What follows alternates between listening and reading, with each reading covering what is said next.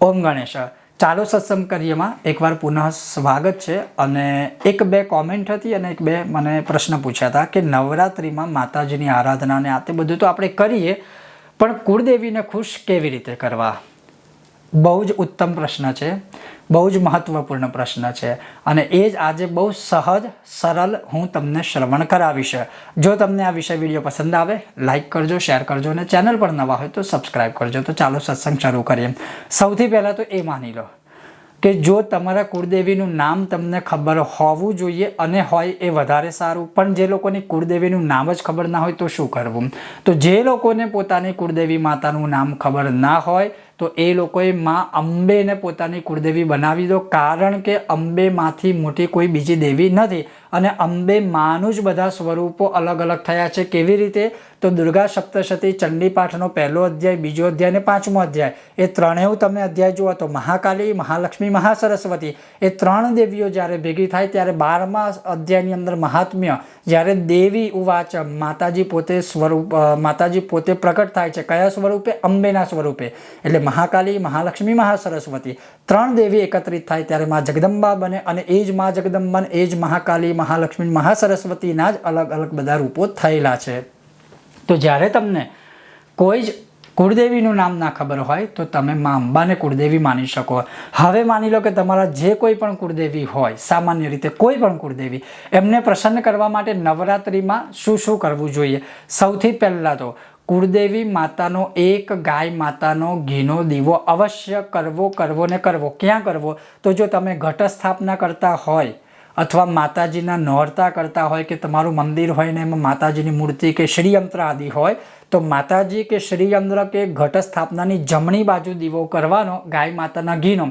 અને દીવો કરવો જ્યારે કરો ત્યારે બોલવાનું કે હે માં, મારા કુળદેવી માતા, માં અંબે માતા, તમારા જે કુળદેવી માતા હોય એમનું નામ બોલો કે હું તમને આ નવરાત્રમાં આ કુળદેવીમાં તમને દીવો અર્પણ કરું છું, તમે એનો સ્વીકાર કરો અને અમારા કુળમાં બધાને સુખ આપજો, શાંતિ આપજો ને સમૃદ્ધિ આપજો. આ રીતે દીવો કરો. હવે આ દીવો તમે સવારે પણ કરી શકો ને સાંજે, સંધ્યાકાળે અને રાત્રે પણ કરી શકો છો.